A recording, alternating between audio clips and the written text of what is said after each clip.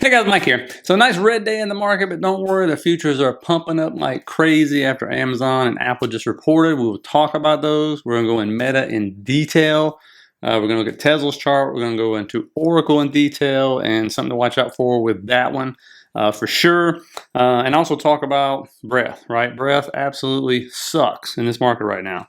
And so of course when the mag, we'll call them mag 9, we'll include Oracle with the heck, turn down, market's going to turn down with it, okay? Now, we'll also talk about Google while I'm thinking about it. But if you didn't know last night, and a lot of people got confused by this, our president and then president of China met in South Korea with our time. I think it was like 9, 10 o'clock or something like that. So the futures started pumping like crazy overnight, okay? And of course, it was uplifted by Google, even though Microsoft and Meta were red at the time. And then, of course, we dumped this morning hard. But of course, don't forget, we gapped up 4 days in a row. Okay, big move up means you get a nice, at least decent move down. We'll see if it's going to hold or not. We'll talk about that in just a minute.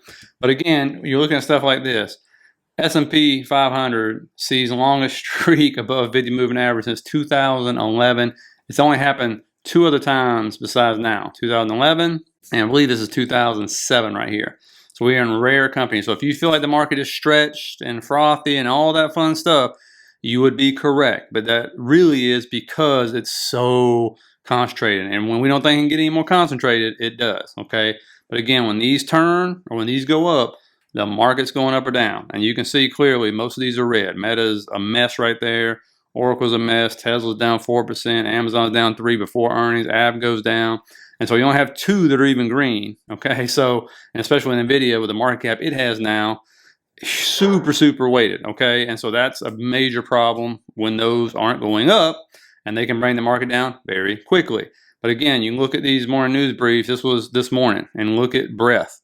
Now, you're sitting there with only 41% of S&P 500 stocks above their 50 moving average. You barely have half above the 200, by the way. 2 days ago, this was the total opposite. You had 56% of stocks above their 50 moving average in S&P, 64% above the 200. So as the market went up, most of the stocks came down. And while I'm thinking about it, make sure you put your questions for Saturday's video in the bottom in the comments. It can be stocks, whatever, doesn't matter to me. So now, look at what's happening after hours and why you see the futures pumping and why the QQQ is up 1.25% very quickly. Holy moly. We talked about Amazon forever, okay? And finally, I guess I'll take that target away because it blew right through that. Reported really good earnings. I don't know what's going to happen on the call, okay? So again, the CEO can mess that all up. But we'll see what he has to say. And so again, if you look at any kind of, and look at that candle, whew, man, 14.72%. That's not usual for Amazon, okay? But again, look for 246.63. Just look at those levels if we retrace, okay? Because usually a big move like that's going to happen. Now Meta, massive move down, almost 14%. Here's what happened, okay? So they dropped because they had a one-time tax charge. Without the one-time tax charge, they would have blown away EPS, okay? It would have been a double beat. Everything else was fine. Again, we moved this down, and I'll talk about what happened this morning.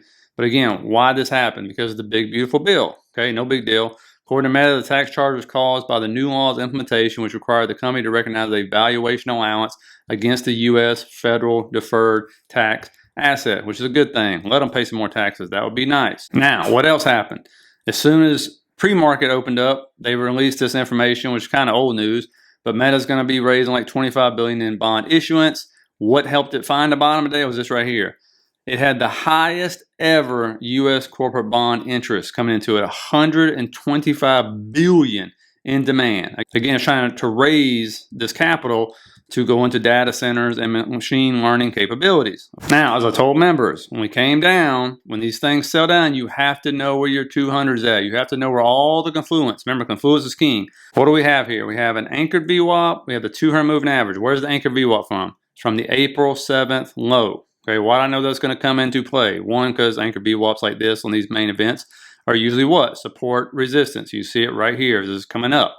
And so in these major events, you'll see them come back into play sometimes, especially in these sell downs. What else do you have? You have an area which was support. All we got to do is scroll to the side.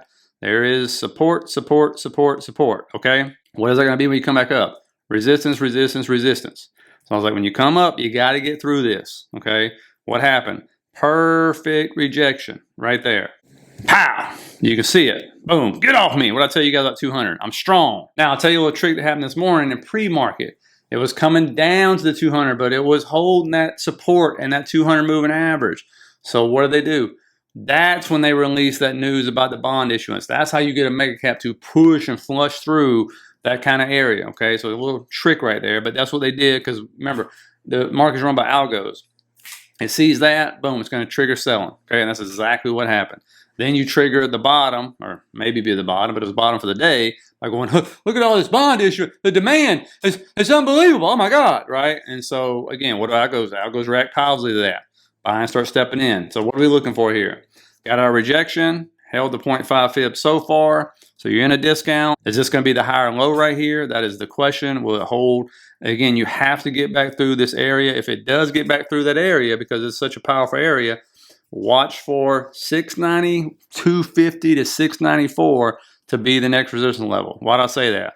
Here's an anchor VWAP that comes from April 14th low, and there is what was support now will be resistance when it comes through, okay?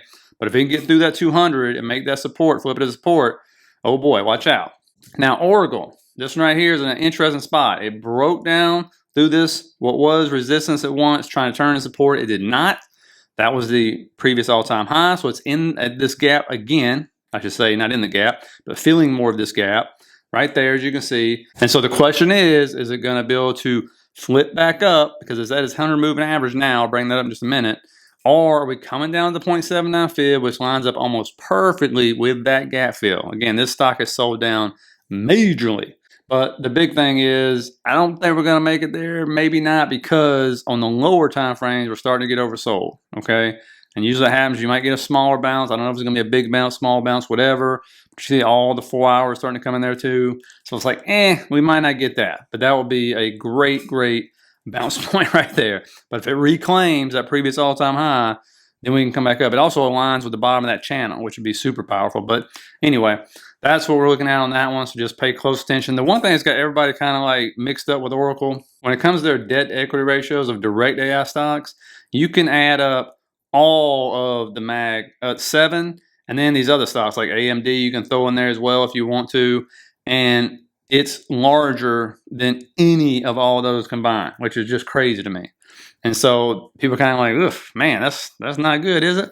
But, you know, it is what it is. So just need to be aware of that right there. And the other thing is, you can sign those great contracts, and they have that NVIDIA moment go, whoa, but you got to turn it into revenue. People can cancel contracts all day long. If the economy shifts, if something shifts in the narrative, then that's for nothing. So really, people don't really maybe trust like what's going to happen on the next earnings, and they got a minute, but that's the problem. Like, when can you start? It's going to start kicking in. You really know we're going to have that, right? Because again, I can call up somebody that I'm going to cancel my contract. It might be a penalty, but I'm still going to cancel the contract because things shifted. Okay, and so that's another thing to watch out with when it comes to Oracle. But it is in a very interesting spot, let me tell you. Now, looking at Tesla here, it's why we keep the boxes in place for the liquidity grabs.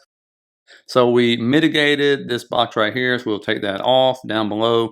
That is a gap right there, as you can see. And so first one down, if it wants any more, again, it not only mitigated that box, you had the support right there of that white line, which it bounced to the penny, 439.82. And so if it wants more, that gap is next to be filled. Remember, Tesla, now it's kind of mixed on Fridays. It was having great Fridays. Also at that line is the 0.5 fib, so you got the discount. I would just say watch NVIDIA. If NVIDIA is not doing anything, it's Friday, and especially if the markets want to continue to pump, watch out for Tesla, have a decent Friday. If it does, 449.77, 453.55 to the upside.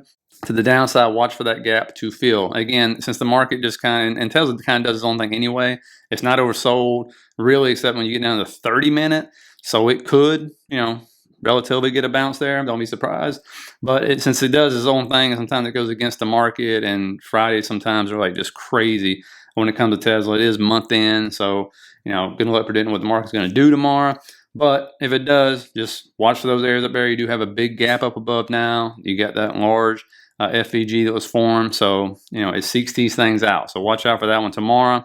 I know I will be watching it closely to see if call flows come in, because it was dead today. Google, oh my goodness, hit this next fib right here at 291.78.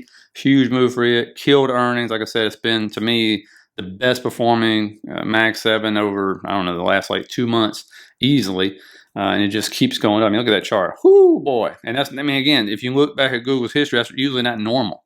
But it's in, like in its own world right now. So, again, to the upside, 318 is the next level up.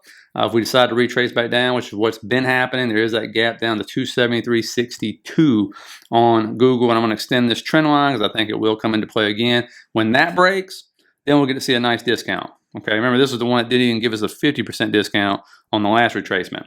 Now, I told you guys to talk about oil real quick. And again, I don't talk about that very much. But when something like this comes across my desk, I got to, right? So bearish oil wagers rise to highest on record from hedge funds.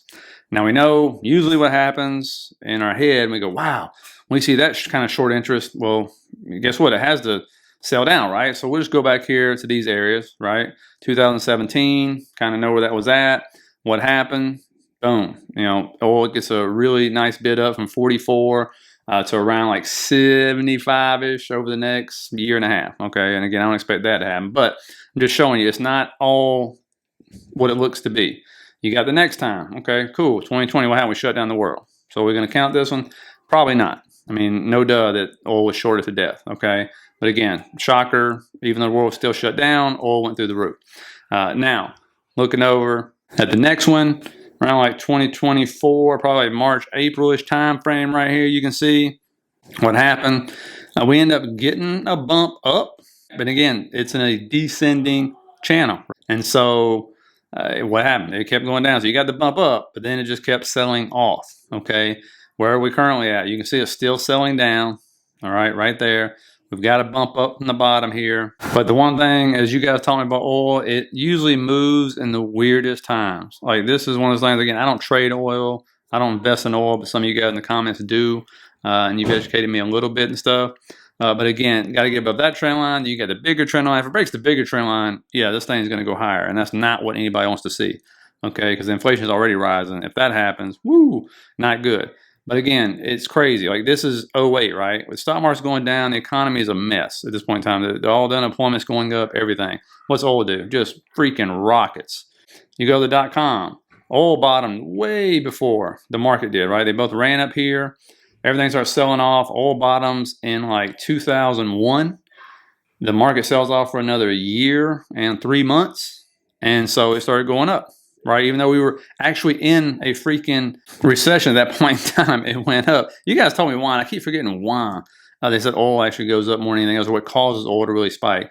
Here, I mean, you can't count it. We're shut down. The world shut down, and it just goes through the roof. But so did inflation. So again, that's the whole. Even though this was before inflation started to spike, remember? Even though oil is probably what helped cause this, because we found out all the stuff that oil goes into. But when you look, where are prices at right now?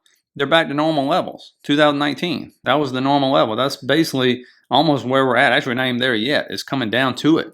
So very close to it. And so, you know, is it due for some kind of bounce? Probably. You know, we'll have to find out. If that happens, it's not going to be good. It's going to be good for oil stocks. What do we have reporting tomorrow? Some oil stocks, some oil companies. So we'll get to hear from them. But let me know what you think about that. Again, it's highly shorted. It don't mean just because it's highly shorted, it's going to go up a ton or anything like that. But the biggest thing is watch that large trend line above. Like that's what will definitely send it up, okay? Now, looking at earnings tomorrow, just worry about ExxonMobil, Chevron, AbbVie. And then when you look at data, we really don't have any because the government's still shut down, but you might have Chicago PMI at 945. Again, new home sales are tanked, personal income, personal spending tanked, not happening. Core PCE, employment costs, none of that stuff's happening. So again, don't worry about any data. As usual, put your questions for Saturday's video in the bottom. You can ask about stocks, whatever, don't matter to me. Hit that like and subscribe button on the way out. Appreciate that. I'm going to sign up for the membership, less than a McDonald's combo. That's everything you get with it. Just hit the first link down in the bottom of the description, and I will see you guys on Saturday.